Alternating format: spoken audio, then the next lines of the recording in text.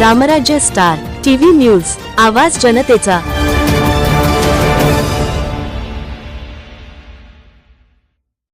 महाराष्ट्र राज्यातील प्रत्येक गावातील शिवपानंद रस्ते, गाडी मार्ग आणि पायमार्ग यांची गाव नकाशावर अधिकृत नोंद करून त्यांचे सीमांकन करण्याचे महत्त्वपूर्ण आश्वासन जमावबंदी आयुक्त शैलेश नवाल यांनी दिले आहे।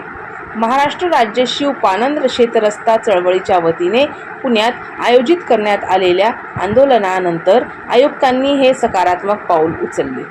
राज्यातील गाव नकाशे अद्ययावत नसल्यामुळे आणि रस्त्यांचे अधिकृत सीमांकन प्रलंबित असल्यामुळे शेतकऱ्यांना शेतमाल वाहतुकीत मोठ्या अडचणी येत आहेत। या पार्श्वभूमीवर चळवळीचे प्रणेते शरद पवळे यांच्या नेतृत्वाखाली जमावबंदी आयुक्त कार्यालयावर राज्यव्यापी आंदोलन करण्यात आले। यातील प्रमुख मागण्या म्हणजे गावातील सर्व शिवपानंद व शेतरस्त्यांचे सीमांकन करून अधिकृत नोंद करणे, सर्व रस्त्यांना सांकेतिक क्रमांक देऊन त्यांचे डिजिटल नकाशे तयार करणे, नकाशांचे स्कॅनिंग व डिजिटायझेशन करून लांबी, रुंदी आणि अक्षांश रेखांश निश्चित करणे, तसेच रस्त्याच्या सीमांवर कायमस्वरूपी सीमाचिन्हे बसवणे।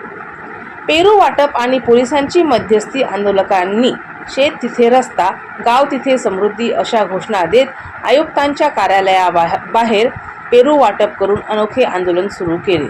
परिस्थितीचे गांभीर्य ओळखून बंड गार्डन पोलिसांनी मध्यस्थी केली आणि आंदोलकांच्या शिष्टमंडळाची आयुक्त शैलेश नवाल यांच्यासोबत बैठक घडवून आणली। चर्चेदरम्यान शासन निर्णयांची प्रत्यक्ष अंमलबजावणी होत नसल्याबद्दल आंदोलकांनी तीव्र नाराजी व्यक्त केली। यावर आयुक्तांनी पुढील प्रकारे कार्यवाही करण्याचे आश्वासन दिले। यामध्ये ॲपद्वारे नोंदणी करताना प्रत्येक रस्त्याची नोंद ॲपद्वारे करण्याची सुविधा उपलब्ध करून दिली जाईल, ज्यातून ऑनलाईन तक्रारीही नोंदवता येतील। तसेच राज्यातील नकाशावरील रस्त्यांचे सरसकट सीमांकन करून हद्द निश्चित केली जाईल। ज्या भागात प्रलंबित प्रकरणे जास्त आहेत तेथे तातडीने मनुष्यबळ वाढवले जाईल।